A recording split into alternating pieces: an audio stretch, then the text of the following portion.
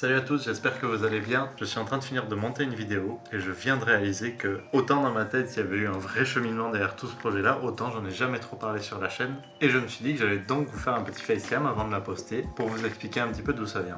Vous avez vu il y a quelques mois ma vidéo sur comment bien démarrer en FPV.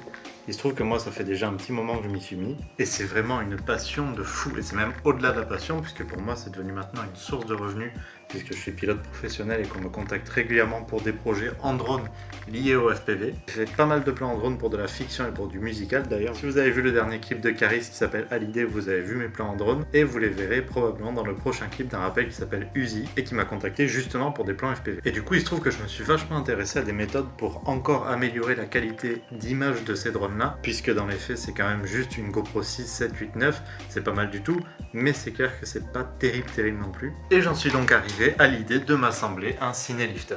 Un Cinelifter, c'est cette monstruosité.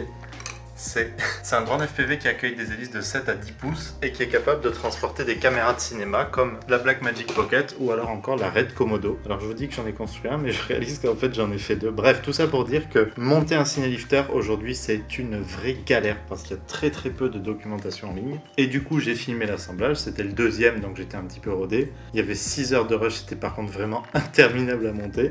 Mais là ça y est, c'est fait, je suis plutôt content du résultat. En plus je trouve que c'est plutôt pédagogique, même si monter un Cinelifter c'est ultra compliqué, encore plus qu'un drone FPV classique, vous vous en doutez. Après, heureusement, pour ceux qui n'ont pas envie de se prendre la tête avec ça, on peut les acheter déjà tout assemblés. Et moi j'adore le montage de drone, donc je me suis prêté au jeu, et franchement ça valait le coup. Alors pour l'instant, mon projet il s'arrête là, j'ai fait ma petite vidéo d'assemblage, je suis content.